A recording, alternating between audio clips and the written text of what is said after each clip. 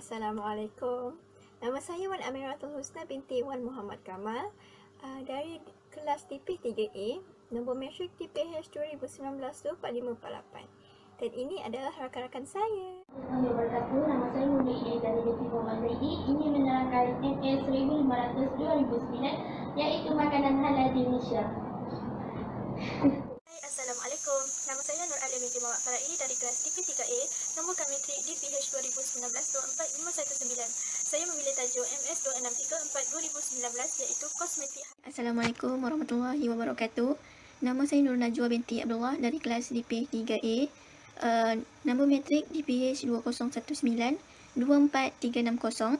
Okey, akan membincangkan topik MS 2424-2014 Farmaseutical Halal. Okey, next. Okey, hai. Assalamualaikum warahmatullahi wabarakatuh. Nama saya Nur Alia Awatis binti Muhammad Syukri dari DP3A dan nama kad matrik ialah DPH 2019-24378. Okey, saya akan menerangkan dan membahaskan tentang MS 2565 iaitu pembungkusan halal. Saksikan.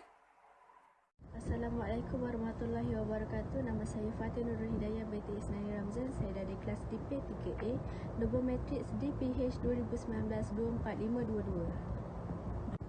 Okey, bagi MS yang seterusnya, saya hendak menerangkan berkaitan dengan barang gunaan. Pada hari ini saya akan menerangkan berkenaan dengan pengenalan standard halal dan pengenalan kepada 5 MS iaitu MS 1500 2019 makanan halal, MS kedua iaitu MS 2634 2019 kosmetik halal, MS ketiga iaitu MS 2424 2012 berkenaan dengan pharmaceutical halal, MS 2565 2014 packaging halal dan MS 2200 bahagian 2 2012 barang gunaan tulang kulit bulu haiwan. Standard halal ini dia ada jabatan dia sendiri. Nama jabatan itu adalah Jabatan Standard Malaysia. Jabatan ini adalah badan standard dan akreditasi kebangsaan yang berfungsi untuk merangsang dan menggalakkan standard, penstandardan dan akreditasi untuk memajukan ekonomi negara dan menggalakkan kecekapan pembangunan industri yang bermanfaat kepada kesihatan dan keselamatan awam. Ia juga melindungi pengguna dan memudahkan perdagangan antara negeri dan antarabangsa. Malaysian Standard ni dia ditentukan oleh Akta Standard Malaysia 1996. Malaysian Standard ini adalah secara sukarela, melainkan diwajibkan oleh pihak berkuasa yang mengawal selia tempatan atau apa-apa cara lain yang serupa. Jabatan Standard Malaysia ni melantik Sirim Berhad untuk membangunkan Malaysian Standard sebagai ejen pengedaran dan penjualan Malaysian Standard. Baiklah, saya akan menerangkan serba sedikit berkenaan dengan MS-MS yang telah saya sebutkan sebentar tadi. Untuk yang pertama adalah MS 1500 2019 berkenaan dengan makanan halal. Untuk MS ini, ia telah menggantikan dan membatalkan MS sebelumnya iaitu MS 1500 2009 dan 1500 2004. MS ini menyediakan panduan praktikal untuk industri makanan mengenai penyediaan dan pengendalian makanan halal termasuk suplemen nutrien. MS ini adalah untuk menjadi keperluan asas bagi produk makanan halal dan perdagangan makanan atau perniagaan di Malaysia. MS ini juga tidak ada mengandungi semua keperluan yang mungkin diperlukan untuk pensijilan halal. Untuk mengetahui lebih lanjut lagi, rakan saya Ilya akan membentangkan sebentar lagi. Seterusnya untuk MS 2634 2019 berkenaan dengan kosmetik halal. Kosmetik adalah mana-mana bahagian atau bahan penyediaan yang bertujuan untuk diletakkan pada luar bahagian badan manusia seperti epidermis, rambut, kuku dan bibir, atau bahagian luar alat kelamin, gigi, mucous membrane dan rongga mulut. Tujuan utamanya adalah untuk membersihkan, merapikan atau merubah rupa, memperbaiki bau badan, melindungi atau menjaga mereka supaya dalam keadaan yang baik. Untuk mengetahui lebih lanjut lagi, nantikan penerangan daripada Alia Farai. Seterusnya, MS 2424 2012 berkenaan dengan farmaseutikal. Farmaseutikal adalah produk dalam bentuk dos siap, termasuk ubat-ubat preskripsi dan bukan preskripsi untuk kegunaan manusia yang berdaftar dengan pihak berkuasa kawalan dadah dan Kementerian Kesihatan Malaysia. Selebihnya saya serahkan kepada pembentang Nurul. MS seterusnya adalah MS 2565 2014 pembungkusan halal. Pembungkusan adalah bertujuan untuk melindungi sesebuah produk supaya selamat dan tidak mudah rosak. Selain itu, untuk mempromosikan produk tersebut melalui visual seperti reka bentuk, warna, lukisan dan grafik. Seterusnya dapat memperkenalkan identiti sesebuah syarikat tersebut melalui logo, cogan kata dan lain-lain. Ia juga sebagai pemberi maklumat tentang produk tersebut. Yang lain-lain akan diterangkan oleh ahli awatis. MS yang terakhir adalah MS 2200 bahagian 2 2012. Barang gunaan tulang, kulit dan bulu haiwan. Barang gunaan adalah barangan yang boleh dimanfaatkan seperti pakaian. Hai, bertemu lagi kita pada hari ini. Untuk tugasan saya kali ini ingin menerangkan skop dan keperluan MS 1500 2009 iaitu makanan halal di Malaysia. Bagi skop MS ini ialah Malaysia Standard ini menetapkan keperluan umum dalam pembuatan dan pengendalian makanan halal termasuk nutrien tambahan. Ia menyediakan keperluan asas bagi makanan halal secara umum. Pemakanan perlu dijaga kerana pemakanan yang kita telan dan kita makan itu semua telah menjadi sebahagian daripada darah daging kita untuk pembentukan iman. Siapa yang tak nak imannya baik dan teratur? Seterusnya ini keperluan yang berada dalam MS 1500 iaitu mempunyai 8 klausa. Yang pertama iaitu tanggungjawab pengurus. Pengurus hendaklah memastikan integriti halal terpelihara dan makanan dibuat mengikut keperluan halal. Maksudnya di sini setiap badan yang memproses makanan perlulah mempunyai pengurus yang paling besar. Pengurus itu perlulah memastikan integriti halal terpelihara dan makanan dibuat mengikut keperluan halal. Itu pengurus hendaklah melantik seorang pekerja Muslim yang bertanggungjawab untuk memastikan sistem kawalan halal berjalan dengan lancar. Nak kawal seorang pengurus dengan 18 orang pekerja tidak boleh dalam satu masa. Takut adanya berlaku pencemaran silang yang seperti isu Cadbury pada tahun lalu. Yang paling penting dalam setiap tanggungjawab pengurus iaitu memberi ruang kepada kepada pekerja Muslim untuk menunaikan ibadah solat. Bagi keperluan yang kedua iaitu premis dan fasiliti. Premis hendaklah direka bentuk dan dibina atau diubah sesuai bagi memulakan aliran proses dapat mengawal risiko pencemaran produk. Okey, bagi yang saya faham tentang reka bentuk ini ialah perlu ada pintu masuk dan pintu keluar yang berlainan untuk mengelakkan berlaku pencemaran silang juga. Kerana tidak tahu lori yang membawa makanan haram ataupun halal di dalamnya melalui tempat pembawakan makanan halal. Mustahil kalau lori itu membawa dalam satu jalan yang sama, akan berlakunya ada DNA dan unsur-unsur yang tidak ditetapkan oleh syarak. Perluan yang seterusnya ini iaitu peranti pekakas bising dan bahan bantuan pemprosesan dan peralatan. Perlulah direka untuk memudahkan kerja pemprosesan dan tidak dibuat daripada bahan yang mengandungi najis oleh hukum syarak. Bahan yang kita guna ataupun mesin yang kita guna itu digunakan untuk pemprosesan barang yang tidak halal.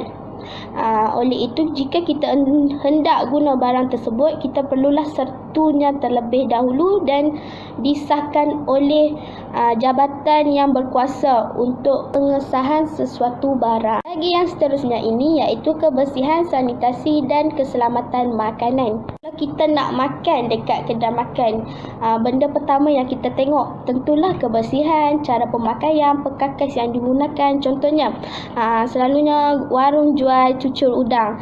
Kita akan dipotong cucur udang tu di depan kita menggunakan pisau dan papan pemotong. Cuba kita tengok pada papan pemotong itu adakah tidak berdaki, adakah berdaki. Jika berdaki, lalukah kita makan? Premis yang kecil-kecilan ke, yang besar-besaran ke, yang menjual makanan perlulah menggunakan peralatan daripada besi. Contohnya sendok. Pemakaian pun perlu dijaga untuk menarik pelanggan masuk ke dalam kedai. Kebersihan anggota badan. Okey, kuku-kuku pun perlu dipotong dengan pendek. Yang seterusnya ini iaitu pemprosesan makanan yang dari dua sumber ini. Haiwan yang tidak boleh dimakan iaitu haiwan selain anjing, babi, haiwan yang mempunyai gading dan tanduk untuk tujuan membunuh mangsa. Haiwan akuatik pula haiwan yang hidup di dalam air dan tidak boleh hidup di darat. Contoh isu ikan belancak yang tidak boleh dimakan. Kenapa tidak boleh dimakan? Kerana dia hidup di dua alam. Bukan dia hidup di dua alam, tetapi dia hidup di permukaan yang lembap dengan mengambil masa yang lama. Penyimpanan, pengangkutan, pameran, jualan dan penyajian makanan pula. Semua makanan halal yang disimpan, diangkut, dipamer, dijual dan disaji hendaklah dikategorikan dan dilabel halal. Contohnya penyimpanan produk yang dah dibuka. Contohnya tepung. Tepung kita nak guna sikit tapi kita buka banyak dan selalunya tepung pun dalam paket pun banyak. Kita tak boleh ikat dengan tali. Kita perlu letak di dalam balang ataupun bekas-bekas yang tertutup, bukan dengan ikat tali itu saja. Untuk pameran jualan juga, jangan membuat duta itu menjadi seksi ataupun jadi lucah dan tidak disenangi oleh rakyat, kerana itu ialah salah satu yang dilarang oleh Jabatan Halal di Malaysia ini. Bagi pembungkus dan pelabelan ini, makanan haruslah dilabel dan dibungkus mengikut kesesuaian. Bungkus mestilah dilabel simbol, logo, halal, nama dan gambar dan jenama, tarikh luput, senarai ramuan, nama alamat, panggilan, cap dagangan dan macam-macam lagi yang berkaitan MS ini. Contoh seperti ini. Klausul ini dia tidak boleh meletakkan nama produk macam ayam terapi Al-Quran, air ini dibaca 10 jenis surah, tak boleh, kerana ia seperti memberi kepercayaan kepada pelanggan. Yang terakhir ini iaitu keperluan perundangan. Semua aktiviti dalam aspek lain hendaklah mematuhi undang-undang, termasuk sebarang keperluan berkaitan yang sudah berkuat kuasa di Malaysia atau negara pengeluar. Itu saja untuk keperluan skop MS. Ini saya teruskan dengan kawan saya selepas ini. Sebelum saya lebih lanjut tentang kosmetik halal, saya akan memberikan sedikit contoh-contoh kosmetik halal. Okey, yang pertama, penjagaan kulit. Penjagaan kulit contohnya seperti pencuci muka dan skrab muka. Yang kedua, alat solek. Alat solek khususnya untuk perempuan. Perempuan selalu guna, macam saya sendiri saya guna face powder, lipstick, mascara, eyeliner dan juga foundation. Okey, yang ketiga, penjagaan badan. Penjagaan badan semua kita guna, yang macam kita tahu sabun, lotion, body scrub. Yang keempat pula, minyak wangi. Minyak wangi yang kita selalu guna lah untuk mewangikan badan. Okay, yang kelima, penjagaan rambut. Penjagaan rambut ni minyak rambut, gel rambut, pewarna rambut. Yang keenam, penjagaan oral. Penjagaan oral khususnya untuk gigi, seperti ubat gigi dan Listerine. Okey, seterusnya pula saya teruskan kepada skop kosmetik halal. Okey, Malaysian Standard telah menetapkan keperluan umum dalam pembuatan dan pengendalian kosmetik halal. Okey, berkenaan kosmetik halal ni kita juga perlu tahu berkenaan keperluan perundangan. Seperti Kawalan Dadah Kosmetik 1994, Garis Panduan Produk Kawalan Kosmetik 2017. Okey, untuk halal dan rujukan halal, kita perlu baca MS 1500 kerana MS 1500 ni adalah tunjang utama Garis Panduan Malaysian Standard. Okey, jadi kita perlu baca semua tu untuk membuat pembuatan dan pengendalian kosmetik halal. Okey, saya teruskan kepada keperluan. Ringkasan keperluan. Yang pertama, tanggungjawab pengurusan. Pihak pengurusan perlulah melantik seorang pekerja Muslim sebagai eksekutif halal untuk memastikan keberkesanan pelaksanaan sistem kawalan halal dalaman. Yang kedua, pihak pengurusan hendaklah menyediakan latihan berkala kepada pekerja secara internal dan eksternal. Internal tu seperti orang dalam menjalankan training kepada pekerja. Untuk eksternal pula, orang luar menjalankan training kepada pekerja dalaman. Okey, yang kedua, bahan. Semua bahan yang digunakan dalam kosmetik halal perlu mematuhi keperluan-keperluan halal. Jika ada haiwan yang termasuk dalam bahan kosmetik, dia perlulah mematuhi syarat-syarat. Okey, yang pertama, untuk haiwan darat, haiwan halal yang disembelih mengikut hukum syarak dan tidak mengandungi najis muwalazah seperti anjing dan babi. Yang kedua, iaitu haiwan akuatik. Haiwan akuatik seperti haiwan yang hidup di dalam air dan tidak boleh hidup di atas darat. Okey, kecuali haiwan beracun dua alam, seperti buaya dan penyu. Haiwan yang hidup dalam najis itu tak boleh. Seterusnya, kebersihan, sanitasi dan keselamatan dalam pembuatan dan pengendalian kosmetik halal. Yang pertama, premis, persekitaran yang baik, diasingkan dari ladang ternakan babi, susun atur yang bolehkan aliran proses yang baik supaya tidak berlaku pencemaran silang, pergerakan pekerja, memudahkan kebersihan. Dia juga perlu diselenggara dengan baik. Okay, yang kedua, peralatan dan bantuan pemprosesan. Direka bentuk dan dibina untuk memudahkan proses pembersihan, tidak dibuat daripada najis atau bulu haiwan. Perlulah diselenggarakan dengan baik seperti peranti, perkakas dan mesin. Yang ketiga, kebersihan diri. Kebersihan diri pekerja dari sudut pakaian, amalan pekerja, terpakai juga kepada pelawat. Okey, yang keempat pula, aspek lain dalam penyediaan bahan kosmetik dan dandanan diri. Penyediaan kosmetik perlu mematuhi keperluan dalam GMP iaitu Good Manufacturing Practice. Yang kelima, pembuatan, pengendalian dan pengedaran produk. Aliran proses, perkakas, peralatan khusus untuk pengeluaran halal sahaja. Produk atau ramuan tidak mengandungi daripada bahagian daripada haiwan yang tidak halal, tidak disembelih mengikut hukum syarak. Produk atau ramuan adalah selamat dan tidak memudaratkan pengguna. Yang keenam, pembungkusan, pelabelan dan pengiklanan. Bahan pembungkus hendaklah bersesuaian supaya dia bersesuaian dengan kehendak syarat. Dia juga tidak diperbuat daripada bahan mentah yang dikategorikan najis, tidak mengandungi bahan mentah yang memudaratkan kesihatan, reka bentuk bungkusan dan pelabelan seperti lambang, simbol, logo, nama dan gambar supaya tidak mengelirukan dan tidak bercanggah dengan hukum syarak. Ia juga hendaklah dikendalikan secara bersih. Dan kosmetik halal tidak menggunakan nama yang sinonim dengan istilah yang mengelirukan dan tidak halal. Seterusnya, nombor 7, keperluan lain. Pengusaha produk kosmetik perlu mematuhi MS 1500 kerana MS 1500 adalah tunjang utama garis panduan.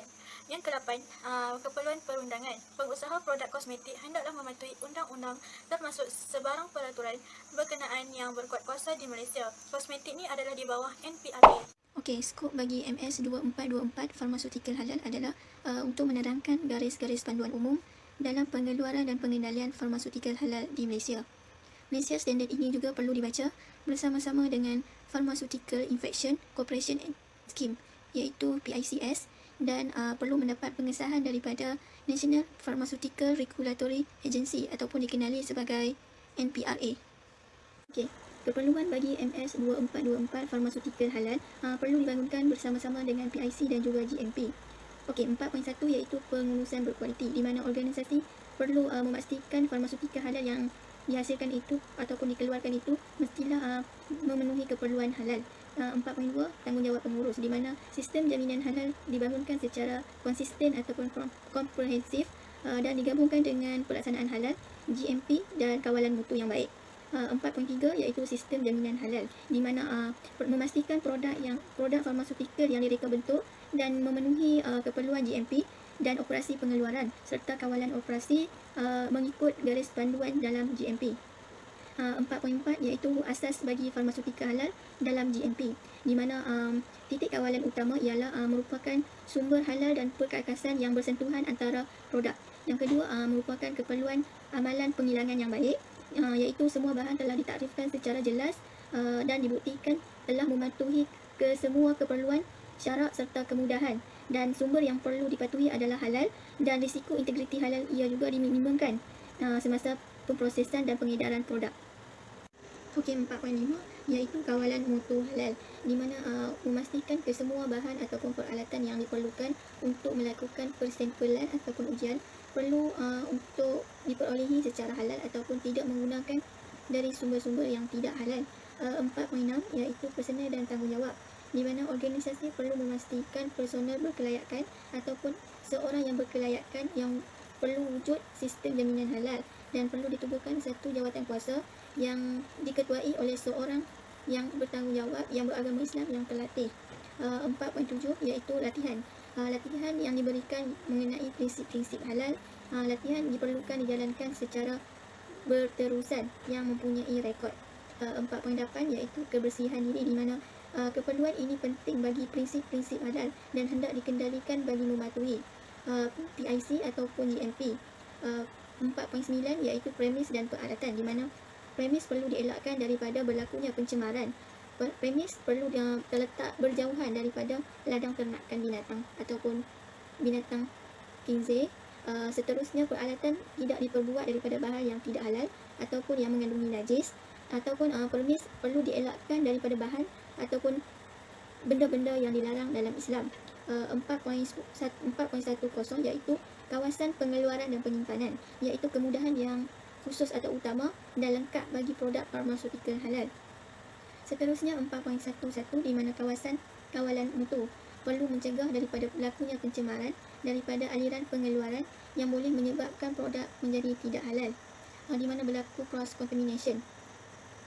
Seterusnya 4.12 iaitu kawasan sampingan, di mana perlu disediakan bilik khas ataupun bilik untuk solat dan rumah haiwan perlulah diasingkan ke tempat lain, bukan dalam satu premis. Seterusnya 4.13 iaitu dokumentasi, iaitu perlu mengandungi sijil halal, ada mengenai maklumat asal usul bahan dan kaedah pemprosesan yang dilakukan. Seterusnya 4.14 iaitu pengeluaran, di mana pengeluaran perlu mematuhi segala prosedur dan mematuhi semua prinsip halal. Seterusnya 4.15 iaitu bahan. Bahan perlu berasal daripada sumber sintetik, iaitu alkohol sintetik yang dibenarkan. Di samping itu menggunakan bahan yang semula jadi, iaitu bahan yang tidak menggunakan racun ataupun yang boleh memabuk dan membahayakan kesihatan. Seterusnya haiwan darat, iaitu kesemua binatang darat yang halal kecuali yang tidak disembelih, dan juga anjing ataupun babi, haiwan yang mempunyai taring dan juga gading, serta burung pemangsa seperti helang. Seterusnya haiwan akuatik. Haiwan akuatik ini adalah haiwan yang hidup dalam air dan tidak boleh hidup di darat. Semua halal kecuali binatang yang beracun, yang memabukkan, yang boleh memberi kemudaratan. Haiwan yang hidup dalam najis dan diberi makan najis adalah tidak halal. Seterusnya mineral. Mineral ini adalah bahan pekerja homogen yang bukan organik yang terdapat dalam kerak bumi dan ianya halal. Seterusnya adalah mikroorganism, iaitu seperti bakteria, virus, ulat, protozoa adalah halal kecuali yang dilarang, dan bahan kimia adalah semua halal kecuali yang telah dilarangkan. Bahan pembungkusan adalah mestilah halal dari sisi syarak, di mana reka bentuk, logo dan simbol adalah tidak mengelirukan masyarakat. Seterusnya, pengeluaran dan analisis sebuah kontrak, iaitu hendaklah dijelaskan dan dipersetujui dengan kawalan untuk mengelakkan salah faham yang berlaku. Seterusnya, poin 18 iaitu pemeriksaan kendiri, di mana audit dalaman hendaklah dijalankan untuk memantau ataupun memerhati berlakunya pelaksanaan dan pematuhan setiap prinsip-prinsip halal. Seterusnya 4.19, di mana keperluan undang-undang hendaklah dilakukan untuk mematuhi segala aspek-aspek perundangan dan peraturan yang berkuat kuasa di negara Malaysia. Sekarang saya ingin memberitahu tentang skop pembukusan halal. Okey, skop pembukusan halal ialah piawaian Malaysia ini menggariskan garis panduan umum dalam pembuatan dan pengendalian pembukusan halal. Ia berfungsi sebagai keperluan asas bagi pembukusan halal bagi produk halal di Malaysia. Okey, dalam pembukusan halal, ia mengandungi klausa-klausa. Okey, ia mengandungi 4.1 sehingga 4.10 klausa. Okey, 4.1 ialah tanggungjawab pengurusan, 4.2 ialah kaki tangan dan tanggungjawab, 4.3 ialah sistem jaminan halal iaitu keperluan, 4.4 latihan, 4.5 dokumentasi, 4.6 premis, 4.7 peranti, peralatan, mesin dan alat bantuan pemprosesan, 4.8 kebersihan, sanitasi dan keselamatan, 4.9 pembuatan pembukusan halal, 4.10 penyimpanan, pengangkutan, pameran, penjualan pembukusan halal. Klausa yang ada dalam pembukusan halal. Okey. Klausa 4.1 ialah berkaitan tanggungjawab pengurusan. Pihak atasan hendaklah melatih pegawai eksekutif halal Muslim atau menubuhkan jawatan kuasa halal yang diketuai oleh kaki tangan Muslim yang terlatih. Okey. Mereka harus memastikan keberkesanan dalam pelaksanaan sistem jaminan halal. Okey, pihak pengurusan hendaklah pastikan bahawa mereka dilatih mengenai prinsip halal dan penerapannya. Jadi, tanggungjawab pengurusan ini mereka hendaklah melatih pegawai eksekutif halal supaya mereka dapat melatih untuk kaki tangan mereka yang berada di bawahnya. Keperluan 4.2 ialah berkaitan dengan pengurusan organisasi.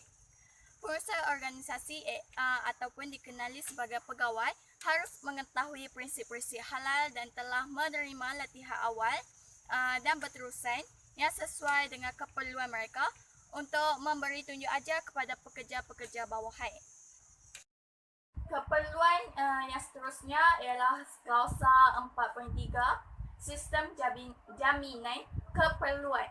Sistem jaminan halal hendaklah sesuai untuk pembuatan pembukusan halal dan harus dipastikan bahawa pembukusan itu dirancang dengan cara yang mematuhi kehendak amalan pembuatan yang halal dan baik, operasi pengeluaran dan kawalan dinyatakan dengan jelas dan pembuatan yang baik, amalan yang diamalkan. Okey, seterusnya ialah keperluan 4.4 iaitu latihan. Organisasi harus memberi latihannya secukupnya kepada pekerja mengenai halal dan kepergunaannya supaya pekerja mereka mahir dalam membuat sesuatu perkara apabila berada di dalam premis makanan atau restoran atau mana-mana premis yang berkaitan halal. Okey, seterusnya ialah klausa 4.5 iaitu dokumentasi. Sistem jaminan halal hendaklah didokumentasikan dan direkodkan ke dalam fail termasuk bukti asal, bahan dan hendaklah disetujui oleh pegawai eksekutif halal atau komite yang terdiri daripada pegawai Muslim. Okey, maksudnya dokumentasi ini ialah apa-apa barang yang kita buat, kita mestilah dokumentasikan di dalam fail ataupun laptop atau desktop. So kita kena masukkan bukti tersebut supaya apa-apa yang berlaku kita boleh refer kepada dokumentasi tersebut. Okey, pembukusan halal juga ialah keperluannya mengandungi premis makanan. Okey, premis hendaklah direka bentuk atau diubah suat supaya dapat membolehkan aliran proses, mengawal risiko pencemaran produk dan sesuai untuk kegunaan dan dimaksudkan iaitu membenarkan aliran pekerja yang betul, aliran proses yang betul, lepas tu amalan kebersihan dan keselamatan yang baik, dan sentiasa dalam pembaikan supaya tiada masalah atau untuk mencegah pembiakan haiwan, dan haiwan peliharaan tidak dibenarkan masuk ke dalam premis makanan supaya tidak mengganggu pelanggan untuk menjamu selera di makanan di restoran atau premis makanan yang lain. Okey, keperluan yang seterusnya ialah berkaitan klausa 4.7 iaitu peralatan, mesin dan alat bantuan pemprosesan. Peralatan, mesin dan alat pemprosesan yang digunakan untuk memproses pembukusan halal hendaklah dicipta dan direka bentuk untuk kemudahan kebersihan dan tidak mengandungi apa-apa bahan yang dilarang dalam pembuatan dan perundangan syariah Islam, dan ia hendaklah digunakan untuk pembungkusan halal sahaja. Pembungkusan yang mengandungi najis dan tidak halal tidak dibenarkan dalam membuat pembungkusan halal. Okey, seterusnya ialah keperluan 4.8. 4.8 ialah mengandungi kebersihan, sanitasi dan keselamatan adalah dalam bentuk pembungkusan halal. Ya, okey. Ia merangkumi pelbagai aspek kebersihan peribadi, pakaian, peralatan, peranti dan mesin dan alat bantuan pemprosesan dan serta premis, pembuatan dan penyimpanan untuk pembungkusan halal. Okey, itu adalah keperluan 4.8 dalam pembungkusan halal. Okey, seterusnya ialah keperluan 4.9 iaitu pembuatan pembungkusan halal. Semua bahan ditentukan dengan jelas dan betul dengan bukti mematuhi syarat syariat Islam. Semua kemudahan dan sumber yang diperlukan untuk pematuhan halal disediakan. Sumber rekod dibuat dan disiasat. Okey, agar tiada masalah yang berlaku. Jadi kita kena rekod dan siasat sumber tersebut. Okey, pengedaran produk meminimumkan sebarang risiko terhadap integriti halal. So, sebarang aduan mengenai barangan yang dipasarkan disebabkan pematuhan tidak halal disiasat. Jadi apabila barang yang mereka mendapati tidak halal, mereka perlu merekodkan dan siasat barangan tersebut. Okey, pembuatan hendaklah mematuhi syarat-syarat dan peraturan yang ditetapkan oleh Jabatan Kebajikan Islam. Okey, klausa yang terakhir itu 4.10 yang melibatkan dalam keperluan pembungkusan halal ialah penyimpanan, pengangkutan dan pameran penjualan pembungkusan halal. Semua pembungkusan halal yang disimpan, diangkut, dipamerkan dan dijual hendaklah diasingkan pada setiap peringkat untuk mengelakkan daripada bercampur dengan barangan yang tidak halal iaitu yang dikategorikan sebagai najis mukhalazah. Okey. Barangan tersebut mestilah diasingkan supaya tidak berlakunya pencemaran silang. Okey. Pengangkutan mestilah diperuntukkan untuk pembungkusan halal sahaja dan memenuhi keadaan kebersihan dan keselamatan barang tersebut. Okey, apa itu skop bagi barang gunaan ini? Malaysia Standard ini mengandungi garis panduan yang praktikal bagi penggunaan tulang, kulit dan bulu haiwan di dalam industri yang berkaitan dengan hukum syarak. Okey, mana-mana yang menggunakan tulang, kulit, bulu haiwan dan dijadikan satu produk baru oleh pihak industri, mereka termasuk dalam Malaysia Standard. Okey, seterusnya saya akan berikan definisi bagi barang gunaan ini. Okey, definisi bagi barang gunaan merujuk kepada apa-apa barangan yang boleh dimanfaatkan seperti pakaian, perhiasan dan alat permainan. Okey, tetapi bagi produk makanan, kosmetik dan penggunaan untuk tujuan perubatan tidak termasuk dalam kategori ini. kerana barang gunaan ini adalah yang menggunakan kulit, tulang dan bulu haiwan sahaja.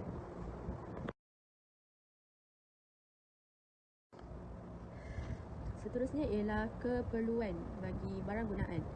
Pertama sekali ialah tanggungjawab pengurusan. Pihak pengurusan hendaklah melantik pegawai eksekutif halal yang beragama Islam atau mewujudkan jawatan kuasa yang terdiri daripada orang Islam yang bertanggungjawab memastikan keberkesanan pelaksanaan sistem kawalan halal dalaman.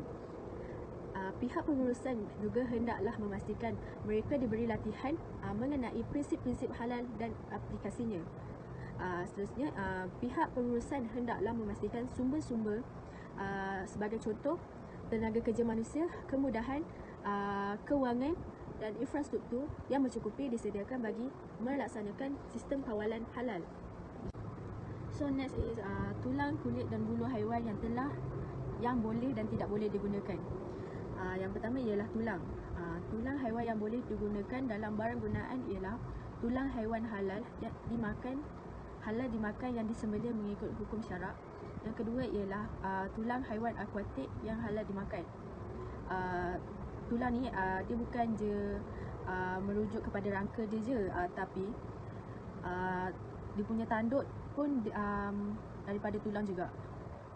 So next is tulang haiwan yang tidak boleh digunakan. Tulang haiwan halal, yang pertama ialah tulang haiwan halal yang diambil semasa hidup adalah najis dan tidak halal digunakan. Yang kedua, tulang dari bangkai haiwan halal adalah najis dan tidak halal digunakan. Yang ketiga ialah tulang haiwan yang haram dimakan sama ada diambil semasa hidup ataupun setelah mati adalah najis dan tidak halal digunakan. Sebagai contoh, bone china yang dijadikan bahan hiasan yang digunakan yang menggunakan tulang kinzir. Seterusnya ialah kulit. Kulit haiwan yang boleh digunakan ialah kulit haiwan halal dimakan yang telah disembelih mengikut hukum syarak setelah menjalani kaedah samak ataupun dibak. Tetapi pada tulang tidak boleh dilakukan kaedah tersebut. Yang kedua ialah kulit haiwan darat yang halal dimakan tetapi tidak disembelih mengikut syarak setelah menjalani kaedah dibak. Seterusnya ialah kulit yang tak halal, sebagai contohnya buaya, juga perlu melakukan kaedah samak atau dibak. Kaedah samak lebih kepada menghilangkan lendiran, kotoran dan daging yang melekat pada kulit.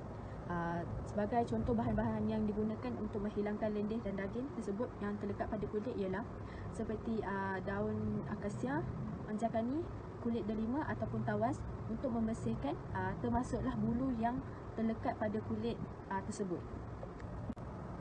Seterusnya ialah kulit haiwan yang tidak boleh digunakan. Sebagai contohnya kulit babi. Kulit babi tersebut terdapat pada lining kasut, iaitu pada dalam kasut. Kenapa kulit tersebut digunakan? Kerana strukturnya yang begitu lembut. Oleh itu, berikut adalah perbezaan antara kulit kinzir dan polyurethane. Bagi kulit kinzir, ciri yang paling menonjol ialah mempunyai 3 titik ataupun lubang yang tidak tersusun dan tembus ke belakang. Manakala bagi polyurethane pula, ciri-cirinya 3 titik ataupun lubang yang bulat, tersusun dan tidak tembus ke belakang. Jadi kita perlu berhati-hati dalam membuat pilihan dalam barang gunaan ini. Keperluan yang seterusnya ialah permis. Permis hendaklah hanya digunakan untuk memproses tulang, kulit, bulu haiwan yang dibenarkan sahaja. Permis hendaklah diasingkan dan dipisahkan secara berkesan dari ladang ternakan, babi ataupun permis pemprosesannya agar dapat dihindar daripada kontaminasi silang. Binatang peliharaan dan binatang lain hendaklah dilarang memasuki permis. Sebagai contoh, haiwan peliharaan tidak dibenarkan dimasukkan ke dalam permis sebagai contoh, anjing yang digunakan bagi menjaga kawasan permis. Keperluan yang seterusnya ialah peralatan perkakas mesin dan bahan bantuan pemprosesan. Peralatan perkakas dan mesin yang digunakan untuk memproses tulang, kulit dan bulu serta barang gunaan halal yang diperbuat daripadanya hendaklah direka bentukkan dan dibina untuk memudahkan proses pembersihan dan hendaklah tidak dibuat daripada atau tidak mengandungi sebarang bahan yang tidak sah sebagai najis oleh hukum syarak dan hendaklah digunakan bagi barang gunaan halal sahaja. Peralatan perkakas dan mesin yang perlu digunakan atau bersentuhan dengan najis walazah hendaklah disertu mengikut hukum syarak. Seterusnya ialah bahan bantuan pemprosesan. Bahan bantuan pemprosesan yang digunakan untuk proses tulang, kulit dan bulu serta barang gunaan halal yang diperbuat daripadanya yang tidak digunakan untuk memudahkan proses pembersihan dan hendaklah tidak dibuat daripada atau tidak mengandungi sebarang bahan yang telah disahkan sebagai najis oleh hukum syarak dan hendaklah digunakan sebagai barang gunaan halal sahaja. Dalam kes penukaran aliran pemprosesan yang melibatkan najis mukhalazah ke aliran pemprosesan barang gunaan halal, aliran tersebut hendaklah disertu mengikut hukum syarak. Prosedur ini hendaklah disedia dan disahkan oleh pihak berkuasa bertauliah. Aliran yang tidak ditukar hendaklah beroperasi hanya untuk pengeluaran barang gunaan halal pada setiap masa. Ulangan penukaran aliran tadi ke aliran yang melibatkan najis mukhalazah dan kemudiannya berterbalik semula ke aliran halal adalah tidak dibenarkan sama sekali. Keperluan yang seterusnya ialah kebersihan dan keselamatan. Bagi kebersihan adalah meliputi aspek kebersihan diri, pakaian, peralatan dan permis pemprosesan barang gunaan. Pengusaha hendaklah mengambil langkah untuk memeriksa dan membahagi bahan mentah, komponen tambahan dan bahan pembungkus sebelum pemprosesan. Pengusaha perlu mengurus sisa buangan secara berkesan, menyimpan bahan-bahan kimia berbahaya di tempat yang bersesuaian dan barangan adalah barang gunaan, dan mengelakkan pencemaran oleh bahan-bahan asing seperti plastik, kaca, serpihan logam daripada mesin, habuk, gas atau asap berbahaya dan bahan kimia yang tidak diperlukan. Produk tersebut hendaklah diproseskan dan dibungkus dan disimpan dalam keadaan bersih dan permis yang berlesen sejajar dengan amalan kebersihan yang baik dan amalan pengilangan yang baik. Keperluan yang seterusnya ialah pra-pemprosesan. Tulang, kulit dan bulu haiwan hendaklah menjalani proses penyucian sebelum digunakan sebagai bahan untuk penghasilan barang gunaan. Proses penyucian bagi kulit hendaklah melalui kaedah sama ataupun dibak. Proses penyucian bagi tulang dan bulu perlu melalui pembersihan yang bersesuaian dan tidak melanggar hukum syarak. Tulang, kulit dan bulu haiwan yang belum disucikan hendaklah disimpan di tempat penyimpanan yang berasingan daripada tulang, kulit dan bulu haiwan yang telah disucikan. Seterusnya ialah pemprosesan, pengendalian dan penyimpanan. Pemprosesan, pengendalian dan penyimpanan hendaklah menepati syarat-syarat seperti berikut. A. Barang gunaan yang diproses hendaklah tidak mengandungi bahagian haiwan atau produk yang tidak halal digunakan dalam hukum syarak. B. Barang gunaan yang diproses hendaklah tidak mengandungi najis. C. Barang gunaan atau komponen yang diproses hendaklah selamat digunakan dan tidak memudaratkan kesihatan. D. Barang gunaan tersebut disedia diproses dan dikilang mengikut bahan-bahan peralatan dan kemudahan yang bebas daripada dicemari oleh najis. Dan E. Semasa penyediaan pemprosesan, pembungkusan dan penyimpanan, ia hendaklah diasingkan sepenuhnya daripada bahan gunaan yang tidak menepati syarat-syarat yang dinatakan seperti butir-butir A, B, C dan D atau segala apa perkara yang disahkan sebagai najis oleh hukum syarak. Next is pembungkusan dan pelebaran. Barang gunaan daripada tulang, kulit, bulu yang halal hendaklah dibungkus dengan bahan pembungkusan yang mematuhi syarat-syarat seperti berikut. Yang pertama ialah tidak diperbuat daripada sebarang bahan mentah yang disahkan sebagai najis oleh hukum syarak. Yang kedua, ia tidak disediakan, diproses dan dikilang menggunakan peralatan yang dicemari oleh bahan yang disahkan sebagai najis oleh hukum syarak. Yang ketiga, semasa penyediaan, pemprosesan, penyimpanan dan pengangkutan bahan pembungkusan, ia hendaklah diasingkan secara fizikal daripada bahan lain yang tidak mematuhi keperluan yang dinyatakan dalam butiran A atau B yang tadi atau mana-mana perkara yang disahkan sebagai najis oleh hukum syarak dan tidak mengandungi bahan mentah yang memudaratkan. Proses pembungkusan serta pelebaran hendaklah dikendalikan secara bersih dan dengan keadaan sanitasi yang sempurna. Bahan pelebaran yang digunakan secara bersentuhan terus dengan produk hendaklah tidak berbahaya dan halal. Setiap bungkusan hendaklah ditanda dengan terang dan jelas serta tidak mudah dipadam atau label dilekat pada bungkusan tersebut. Reka bentuk bungkusan tersebut pula bungkusan, lambang, simbol, logo, nama dan gambar yang mengelirukan atau bercanggah dengan hukum syarak tidak dibenarkan. Seterusnya ialah produk akhir. Barang gunaan yang digunakan daripada tulang, kulit dan bulu haiwan hendaklah bukan dalam bentuk yang boleh diiktirafkan sebagai bercanggah dengan akidah Islam dan digunakan untuk tujuan yang bertentangan dengan hukum syarak. Yang seterusnya ialah keperluan perundangan. Pengeluaran barang gunaan tersebut di dalam aspek-aspek lain hendaklah mematuhi undang-undang tersebut, termasuklah sebarang peraturan yang dikenakan yang berkuat kuasa di Malaysia. Keperluan yang terakhir ialah periklanan dan promosi. Periklanan dan promosi hendaklah tidak melanggar prinsip-prinsip hukum syarak serta tidak menonjolkan unsur-unsur yang tidak sopan dan bertentangan dengan hukum syarak. Sekian sahaja daripada saya. Terima kasih.